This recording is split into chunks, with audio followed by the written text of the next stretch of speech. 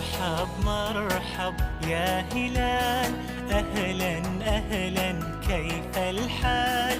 قد غبت وإليك اشتقنا وانتهى. السلام عليكم ورحمة الله وبركاته. يلا النهاردة نعمل كده حاجة سريعة وخفيفة جدا ومتاخدش وقت خالص. هنعمل صينية بطاطس بالفراخ ني في ني كده.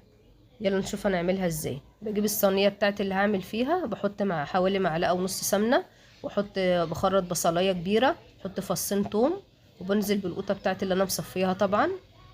بعد كده بروح نازلة بالبطاطس، بكون طبعا مخرطاها وغسلاها كويس جدا زي ما انتوا شايفين، وبنزل بالبطاطس بتاعتي حسب ما انت عايزه كميه البطاطس طبعا. بعد كده بروح نازله بالفراخ، احط على الفراخ كده من فوق، يعني البطاطس الاول بعد كده برص على الفراخ من فوق. يلا بقى لو انت بتشوفيني لاول مره يا ريت تعملي لايك واشتراك في القناه وتفعلي الجرس على الكل عشان يوصلك كل جديد. حطيت طبعا الفراخ اللي عندي كلها، سواء بقى وراك او فراخ المتاحه عندي. بروح حاطه عليها من فوق ملح، بهارات، فلفل اسمر، فلفل اخضر. طبعا لو انت بتحب الحاجه سبايسي شويه ممكن احط فلفل اخضر، اللي هو الفلفل اللي انا حاطاه دوت تقريبا حامي يعني.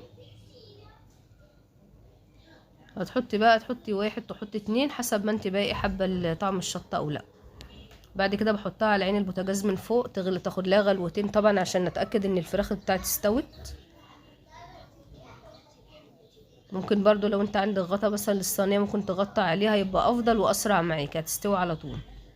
كده اديتها غلوتين تلاتة كده، حوالي بتاع ربع ساعة او تلت ساعة لعين البوتاجاز. اتأكدت ان هي استوت، بدخلها الفرن على درجة حرارة متوسطة. بعد كده قبل ما اخرجها بحوالي 3 دقايق بشغل عليها الشواية من فوق، او زي ما انتوا شايفين كده. يا ريت تعملوا لايك وتشجعوني وتشتركوا في القناة. اشوفكم على خير.